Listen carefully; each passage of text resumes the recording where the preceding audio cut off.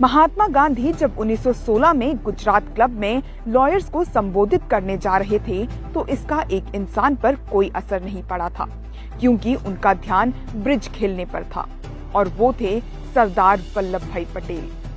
लेकिन चंपारण में गांधी के करिश्मे ने वल्लभ भाई के दिल को छू लिया और वो आजादी के आंदोलन में कूद गए और गांधी के सबसे भरोसेमंद साथियों में से एक बन गए।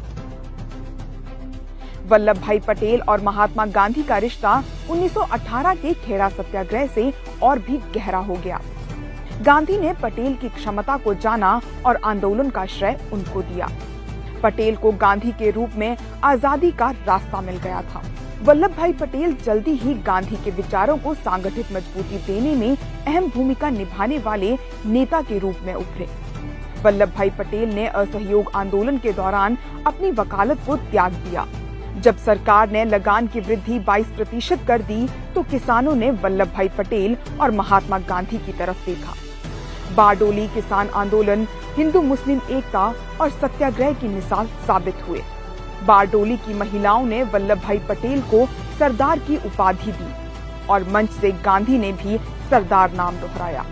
1930 में जब गांधी जी नमक सत्याग्रह का आंदोलन कर रहे थे तो अंग्रेजों ने सरदार को सबसे पहले गिरफ्तार कर लिया और आंदोलन के बाद भी वो जेल में रहे। 1931 में वो कांग्रेस के अध्यक्ष बने और कराची में उनकी अध्यक्षता में कांग्रेस ने मौलिक अधिकार के संकल्प को पास किया, जो आगे चल के हमारे संविधान का हिस्सा बना। 1934 के बाद कांग्रेस की सारी सांगठित जिम्मेदारी सरदार के कंधों पर आ गई। 1937 में उनकी कौशलता और जवाहरलाल नेहरू की लोकप्रियता के कारण कांग्रेस ने जबरदस्त प्रदर्शन किया। सरदार ने भारत छोड़ो आंदोलन में गांधी के फैसले का सबसे पहले समर्थन किया था और जब देश आजाद हुआ तब वो भारत के उप प्रधानमंत्री, गृह मंत्री और सूचना एवं प्रसार मंत्री बने। सरदार को रियासतों को जोड़ने की जिम्मेदारी मिली और उनके नेतृत्व में भारत के सुंदर रूप की रचना हुई। इस काम में सरदार को पूरा साथ प्रधानमंत्री Jawaharlal Nehru, governor general Mountbatten और फिर राजा जी और सिविल सर्वेंट वीपी मेनन का मिला।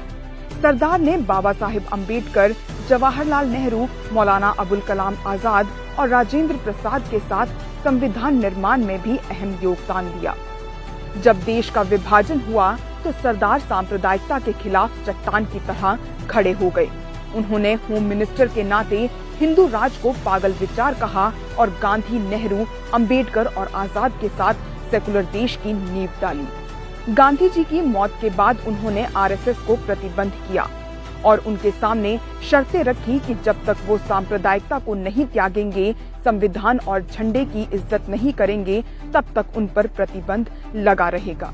आजादी के बाद कई मौकों पर जवाहरलाल नेहरू को अपना नेता बताने वाले सरदार ने 11 दिसंबर 1950 को एनवी गडगिल से नेहरू का साथ न छोड़ने का वचन लिया था। उनकी मौत पर जवाहरलाल नेहरू ने कहा था, "It is a great story as all of us know, as the whole country knows, and the history will record it in many pages. Call him the builder and a consolidator of new India and say many things about him. But perhaps too many of us here, he will be remembered as a great captain of our forces in the struggle for freedom, and as one gave us sound advice in times of trouble as well as in moments of victory, as a friend and a colleague on whom one could invariably rely, as a tower of strength which revived wavering hearts when we were in trouble. We shall remember him as a friend and colleague and comrade above all.